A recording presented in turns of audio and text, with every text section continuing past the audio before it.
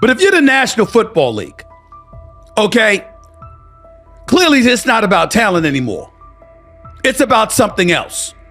And I'm going to tell you, I spent a large amount of the last 24 hours thinking about nothing more than I was thinking about collusion. The $50 million robbery of Shedeur Sanders. Because that's what I just witnessed. Everywhere we've seen, everything we've seen, everybody that has seen him play said he is the one or two in this draft. I love Cleveland picking this kid. The NFL draft is usually a time of celebration, a moment when dreams come true and talent gets recognized. But in the spring of 2025, that dream took a sharp turn for Shedeur Sanders. Instead of a milestone, it became a nightmare. One that might lead to one of the biggest lawsuits the NFL has faced in years. Shadur, the Colorado Buffaloes quarterback and son of Hall of Famer Deion Sanders, was once expected to be a top 10 draft pick. But instead, he slid all the way down to the 5th round, pick number 144, by the Cleveland Browns. Now, quiet speculation has grown into loud conversations. Reports say the Sanders family is getting ready to take legal action against the NFL and several team owners, accusing them of collusion, defamation, and causing long-term financial harm. And the more you look into it, the more complicated it seems. From the outside, Shedeur's sudden drop in the draft doesn't add up. What we're looking at is a convergence of a lot of history falling into one weekend. There's a history of the NFL and their ideas about protecting the shield and what they feel like. There's histories of the Sanders, history of the quarterback, which makes this really complicated and pretty much impossible to find one specific answer about why Sanders fell. He was probably already a fringe first-round pick, so some of the mock drafts were wrong. There's probably some owners out there who wanted to humble him and Sanders, and then there's just the talent that was there.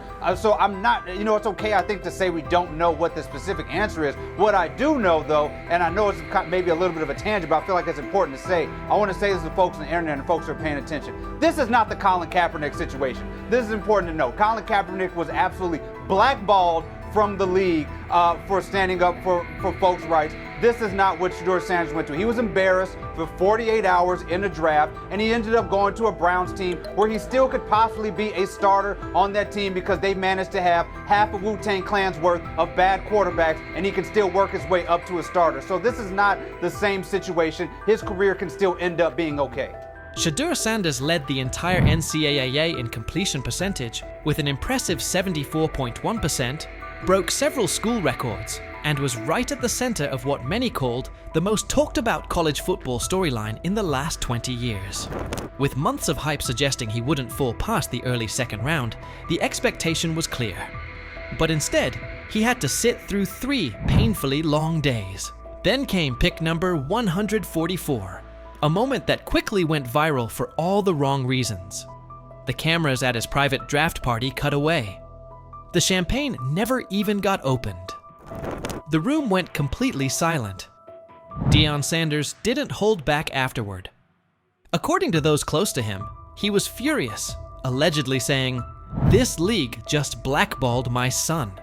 At first, it sounded like a heartbroken father speaking out, but not long after, the leak started.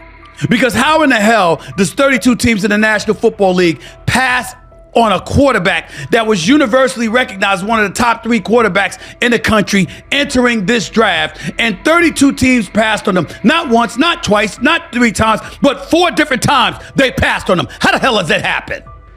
4 rounds. It doesn't happen to a quarterback. We've never seen anything like this before. We've seen guys drop because of injuries. We've seen guys drop because of off-field issues, but we've never seen a quarterback projected to be a top 20 pick, universally recognized one of the top 3 quarterbacks in the draft, projected to be a first rounder, in all likelihood a safe bet of a late first rounder, and drop literally to the 5th round. We haven't seen anything like that. So a lot of times when you go to these combine meetings, teams give you things to challenge you.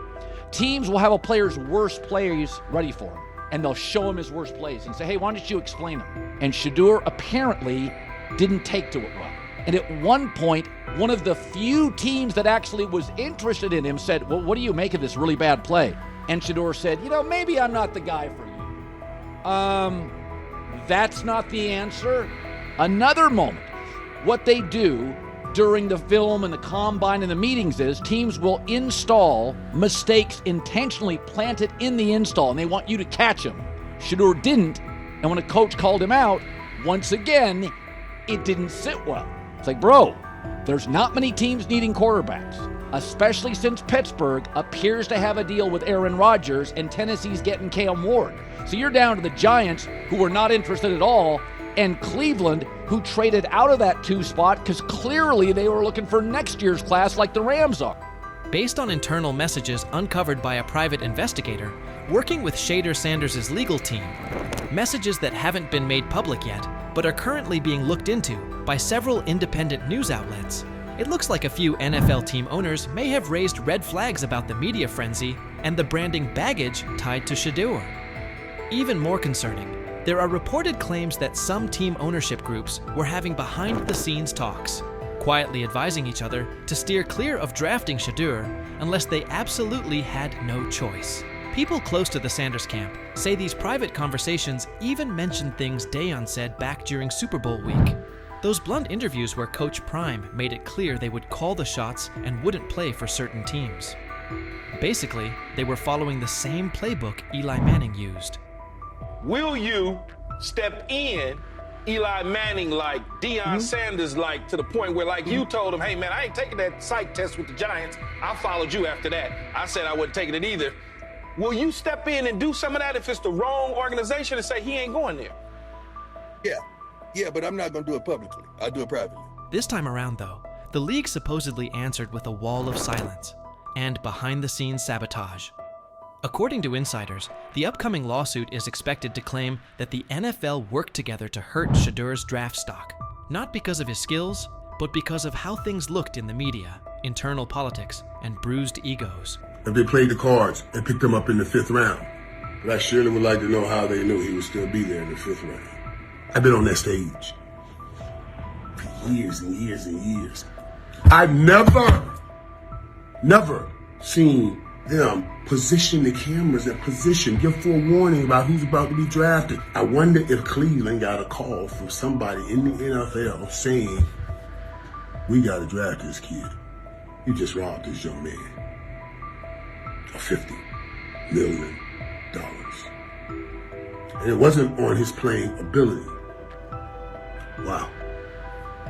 Shame on you. Primetime Deion Sanders' natural bravado, coupled with that of his son. They say that the whole interview process wasn't that impressive when he showed up at the NFL scouting combine and refused to work out. That hurt him. The interview process while he was there hurt him, etc., etc. You know what, y'all? I get it. It makes perfect damn sense if he's drafted in the 2nd round. It's the fact that he fell to 5th that's alarming. After the draft, analysts on Fox Sports tried to make sense of the slide. Some said Shedeur wasn't a once-in-a-generation type of player. Others questioned his intangibles or pointed to the so-called baggage he brought with him. But instead of cooling things down, those comments only added fuel to the fire for Sanders' legal team. They're asking, how does a quarterback with a higher completion percentage than the #1 overall pick fall more than 130 spots? Why did draft experts rate him so highly, yet not one NFL GM publicly pushed back when he slid? From the Sanders camp's point of view, this wasn't just a case of a poor team fit. It looked more like a deliberate effort to send a clear message. Players don't get to control their future. That power belongs to the league. And nothing seemed to capture that message more clearly than Colin Cowherd's widely shared line: "Nobody wants a celebrity backup quarterback." According to sources, that quote is already being looked at closely by attorneys and has shown up in early versions of the legal filing. To them, it's more than just a jab. It's part of the case. So he says, this is exactly what he says. I'm told the footage of Shedeur Sanders meeting with the Giants is so bad that both the Browns and the Sanders family have threatened legal action if it is What in the NFL is happening right now? The New York Giants just leaked a draft interview recording with Shedeur Sanders, and fans are completely freaking out. Did Shadur take some shots? Did the Giants forget what the word confidential means? Or did someone accidentally hit reply all on something that was supposed to stay locked away? Get ready, because this roller coaster involves hot mics, bad takes, and a whole lot of drama. What happened with Shadur on draft night to make him fall to the 5th round, and them talking about the Giants coming out with all that information talking about Shadur did bad, bombed the interview, all that type stuff. We all know my last video when I talked about the interview tape about Shadur did not get a playbook. The NY Giants, in true Stonewall fashion, dropped a carefully trimmed clip from their highly sought-after interview with Shedeur Sanders, then quickly locked everything else away like it was top-secret intel. Was this a calculated PR stunt, or just a low-key attempt at sabotage? Either way, the silence speaks louder than any official statement. Fans aren't buying this half-baked version of transparency, and they're definitely not ready to just bench him and move on. Instead, they're demanding answers, calling out the organization for what feels like a planned smear job. One thing's for sure, the hate is loud, but Shedeur's supporters are even louder. There was another team that he sat down with. What do you mean it didn't go well after that? So, he was pissed that they did that to him. They did that to him. He counter-confronted the them. same thing they do to every other quarterback prospect. They did that to him. They slide in a mistake to see if you catch it. Right. And so because you're the quarterback. But he didn't take it as a correction. He took it as like he got pissed off. Yeah, and it's like so here's another one. So another one was, he throws a bad interception, and it was a deep throw early in the game, and he comes back and they go in the meeting, they show the interception. Let's just call it like it is. The Giants have perfected the tease. They've basically turned "we've got more, but we're not sharing it" into a comedy act, and the joke's on them. It's like they're standing center stage, booing themselves. Oh, you want more? Too bad. We're guarding it like Grandma's secret lasagna recipe. Congrats, Giants. You've officially become the talk of TikTok, X, and even Aunt Barbara's Facebook. Yep, the holy trinity of online outrage. This whole thing screams drama, screams petty, and definitely screams PR disaster in a fitted cap. Just release the full tape before fans start pulling up to headquarters with pitchforks. And popcorn. GM is getting fired. The GM, who is that nigga that Jaden Daniels. The GM is on film that the nigga's son, the nigga asked his son last draft, yo, who you think I should pick? His son like, yo, you need to get the Jaden Daniels nigga, B. This is what his son, it's on tape. You should go Jaden Daniels. He laughing at his son. And all right, cool, get Jaden Daniels. I don't even know how that tape got out. I wouldn't have let the shit get out personally. Meanwhile, Shadur, the latest poster boy for maybe the Giants don't like talent unless it's dressed in blue and red confetti, is soaking it all in like it's just another day at practice. And here's the best part of the irony. The Giants tried to label him as all hype, no substance, a paper tiger. But instead, they accidentally turned him into the hottest name being mentioned by every sports analyst out there. They tried to bury the story, but somehow ended up stamping it in bold. It's the classic case of ignoring a trending conversation for so long that sure, people get annoyed, but at the same time, they keep your name alive better than your own PR team ever could. It's funny. New York Giants, where these tapes at? You hear me?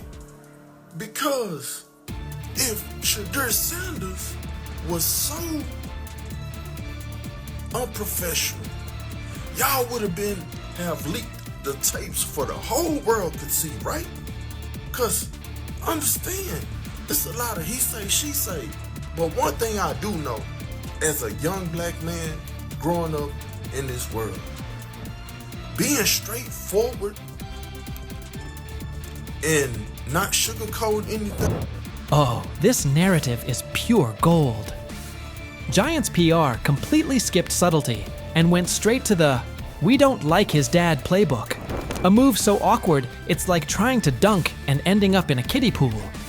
You can almost picture them brainstorming it. Yeah, we're just not fans of QB families that aren't ours. Because nothing screams professionalism quite like having zero self-awareness. And the fan reactions? Absolutely priceless. That one little clip was all it took to set the internet on fire. Keyboards everywhere started lighting up. People are asking, why hide the good stuff? What are you trying to cover up? If there's really nothing to hide, why not just drop the full thing? And spoiler alert, they weren't whispering. Social media exploded faster than a New York City grill on Memorial Day weekend. Them out. Another moment. What they do during the film and the combine and the meetings is teams will install mistakes intentionally planted in the install, and they want you to catch them. Shadur didn't, and when a coach called him out, once again, it didn't sit well. It's like, bro, there's not many teams needing quarterbacks, especially since Pittsburgh appears to have a deal with Aaron Rodgers and Tennessee's getting Cam Ward. So you're down to the Giants, who are not in. And that brings us to the next tasty slice of irony. By refusing to release the full interview, the New York Giants probably thought they were hurting Shedeur Sanders' image. But instead, they ended up throwing gasoline on the hype train. Rather than shutting things down, they made him look like the kid who grabbed the last cookie and somehow got blamed for taking the whole jar. Only difference? This kid's got cameras on him 24/7, and he's handling the heat like a seasoned pro. Now, every move he makes is being broken down, every throw studied like it's a presidential debate. Fans are calling it what it is. They've lied on Shedeur. Some say the Giants just don't like his dad. And honestly, that might be true. Maybe this whole thing was just a cheap shot at Deion Sanders by extension. But here's the plot twist. The harder they try to drag him down, the more interesting his story gets. The Giants accidentally turned Shedeur into a walking headline, a controversy in cleats. They tried planting doubt, but all they really did was create buzz. He's no longer just a top draft pick. He's now a symbol of resilience, a narrative goldmine, and living proof that real talent doesn't fold under pressure. It levels up. And at this point, even if the Giants wanted to, there's no turning off the spotlight. Okay, so probably the most fun yet the most difficult thing I cover and we cover all year long is not games. It's the NFL draft. Because I've said this many times, you get lied to for a month to 2 months up to it. And so often during the draft, and every few drafts, there's a guy that really falls, precipitously falls. This year it was Shedeur Sanders, it's been Aaron Rodgers, it's been Dan Marino. Every few years somebody falls a lot. And so, but those stories don't come out until like the fall and after. Let's not overlook the fact that the hate is so strong, you could bottle it up and sell it as radioactive cologne. You can practically watch it leaking out of Giants HQ like toxic sludge straight out of a bad superhero origin story. But here's the twist. Maybe that's their superpower. Maybe the New York Giants really believe they're cooking up some secret formula, a cocktail of manipulation and media spin. But here's the thing. Every bit of shade they throw at Shedeur Sanders only makes his story bigger. Every time they try to box him in as some overhyped diva or question his character, they accidentally hand him another viral moment. And now, he's the underdog hero rising through the smoke. Let's be real. This isn't just about football anymore. This is about narratives, control, and how the establishment absolutely loses it when they're no longer holding the pen. And the real kicker? They still won't release the full interview. You've got NFL fans, media heads, and entire Reddit threads all chanting, "Drop the tape." Like it's some long-lost Beatles album. Meanwhile, the Giants are just sitting there, staring into the void like nobody saw this mess coming. Now, I don't know if it ever gonna get leaked or not. The tapes, the New York Giants have the tape. They definitely have the tape. It's confirmation that they have the tape. Shadur didn't do nothing. It's what they saying he did. I'm gonna tell you what these mixed reactions right here. So we already know about the New York Giants. But the Pittsburgh Steelers head coach Mike Tomlin reported Miles Sanders' talent, but hesitated to draft him due to previous challenges with quarterbacks like Russell Wilson and Justin Fields, leading to more cautious approach. Las Vegas Raiders. Sanders met with Raiders at the NFL scouting combine and expressed enthusiasm about potentially joining the team. His familiarity with the West Coast offense and quick release was noted positive, though concerns about his ceiling. He said he thought Dylan Gabriel was a little bit better. Y'all, chill out. You're making this combative when there's no need to be combative. The fact that you're only here for Shedeur, okay. Both the Browns. Yeah, exactly. Yeah. In their mind of logic, we're going to, and I'm pretty sure this same group of people complain about things that don't go their way in other realms of life. As the season draws near, the conversation around Shedeur Sanders is getting more intense, with fans standing firmly behind their quarterback and believing in his potential. On the flip side, some critics haven't held back, calling those supporters naive or even foolish for backing Shedeur before he's had a real shot in the NFL. But sometimes, it's the most passionate voices that stick to what they believe, and Garrett Bush is definitely one of them. Recently, Emmett Golden criticized Shedeur's fans, accusing them of overhyping him and being too defensive. But Garrett Bush wasn't about to let that slide. He clapped back, pointing out the double standard in Emmett's comments. Garrett reminded everyone that Emmett was already pushing for Dylan to be the starter, even though Dylan clearly isn't ready for that spot yet. Garrett's point came through loud and clear. There's no reason to boost other quarterbacks just to downplay what It's sad. If it doesn't fit your narrative, you are the enemy. No room for civil discourse. Shedeur brings to the table. Garrett Bush didn't stop there. He made it clear that the support for Shedeur Sanders isn't just about what he can do on the field. There's a bigger picture. Garrett pointed out that Shedeur has already shown what he's made of off the field, especially with how he carries himself in interviews and press conferences. His leadership, confidence, and presence behind the mic have already made a strong impression. Even though Shedeur hasn't played an official NFL game yet, Garrett Bush didn't hold back when responding to the people still doubting him. He took on every critic, questioning how anyone could look at Shedeur and not see the talent. How are they rating him like this when he's clearly that good? Garrett asked. He called out how unfair and inaccurate some of the evaluations were, saying people were seriously underestimating Shedeur's abilities, and fans weren't just going to stay quiet about it. Garrett made one thing crystal clear. Judging Shedeur so harshly before he's even had the chance to prove himself in the league doesn't make sense. There's a lot of talent there that's just waiting to be seen. He kept driving the point home. Shedeur Sanders isn't just a potential future star. He's ready right now. Garrett said Shedeur has what it takes to be the face of the Browns today. From how seriously he prepares, to his calm under pressure, to how he shows up when it matters most. Everything about Shedeur screams leadership, and that's exactly the kind of player Cleveland needs. Of course, I already think that he's better than other quarterbacks. Because that move to the 5th round, that's cool. They might have to go along with it, but to me, I think if you ask who got the best tools, I'm going with Shedeur Sanders. Garrett Bush didn't mince words. He made it crystal clear. If anyone comes after Shedeur Sanders' fans without a good reason, they're going to get the same kind of pushback they're seeing now. No filters, no holding back. Garrett wasn't backing off, and he made sure everyone knew just how real the loyalty and dedication of Shedeur's supporters are. He understood that this fan base isn't just rallying behind Shedeur because of his talent on the field. They believe in his character, his grind, and the idea that he can lead Cleveland into a better future. That support runs deep. Not long ago, Colin Cowherd also decided to take a jab at Shedeur Sanders and his fans, and what he said definitely raised eyebrows. Colin went beyond just sharing an opinion. He challenged Shedeur's supporters, telling them to defend him the same way they had for guys like Baker Mayfield and Deshaun Watson on Reddit. But this wasn't some offhand take. Colin took it further, targeting everything Shedeur had worked hard to build. His words didn't feel like simple criticism. They came off as straight-up disrespect toward both the player and the people backing him. Colin's remarks weren't just about Shedeur's game. They were a direct hit on the commitment and belief his fan base continues to show. 100 miles an hour. Yep. All you fanboys, go ahead. Manziel, Baker, Deshaun Watson, defended it to the hilt on your Reddit account. Sorry.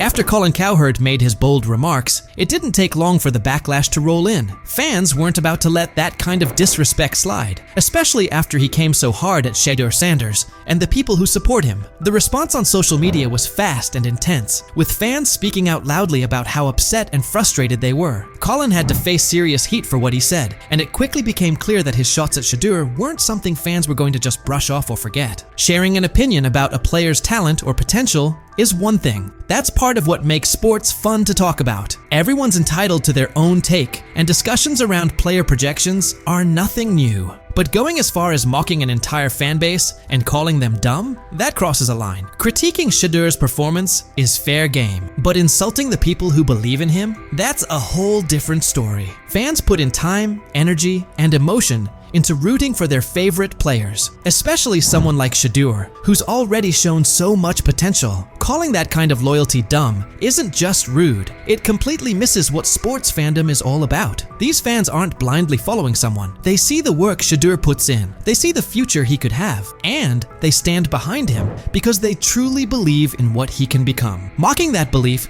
takes away from the heart of being a fan. People care deeply about Shedeur Sanders, not just for what he can do on the field, but for what he represents. For a lot of fans, this isn't just about football. It's about hope. It's about seeing someone lead their team with strength and determination. The idea of Shedeur stepping up as Cleveland's starting QB isn't just some random dream. It's something fans are emotionally tied to. They want to see him succeed, grow, and become the player they know he's capable of being. For many, the connection goes beyond football. It's personal. It's about loyalty, belief, and holding on to the idea that better days are ahead with Shedeur leading the way.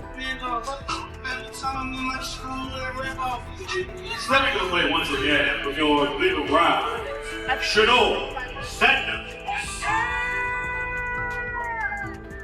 Shedeur Sanders is all about the hustle, and he's clearly not taking his foot off the gas anytime soon. Even in the offseason, he's locked in. He was recently seen in Miami, completely focused and getting ready for what might be the biggest test of his football journey so far, a four-man battle for the starting quarterback spot. The buzz around him is real, and with so much on the line, Shedeur isn't just showing up, he's showing up with intention, making it obvious he's determined to earn that role. Amid all the talk and debate around Shedeur Sanders, Garrett Bush has stepped up as one of his most outspoken supporters, not just for the player himself, but for the fans who've stood by him. A lot of those fans have taken heat from critics who label their support as blind or misplaced. But Garrett's not just defending Shedeur's skill set. He's standing strong for the fans who truly see something in him. His sharp responses to voices like Emmett Golden aren't just about defending Shedeur, they're about protecting the loyalty and passion of the fan base. Garrett gets that Shedeur's supporters aren't just tagging along for the ride. They see leadership. They see someone who puts in the work, both on and off the field. Their passion comes from real belief in his vision, in his drive, and in the idea that he has what it takes to lead their team forward. Garrett Bush has made his position clear. He's not going to sit quietly while fans are mocked for standing by their guy. His support goes beyond Shedeur. It's about honoring the commitment and spirit of those who believe in him. In a time when fandom often gets dismissed or questioned, Garrett reminds everyone that this kind of connection between a player and their fans is bigger than just wins and losses. It's about belief, it's about unity, and it's about backing someone who represents something greater. So, what's your take on Shedeur Sanders and the fans who are all in on his journey? Do you believe in what he brings to the table? Or do you think the hype's getting ahead of the reality? And if you're still unsure, how do you view the energy surrounding Shedeur and the people who support him? Jump into the comments and let us know where you stand.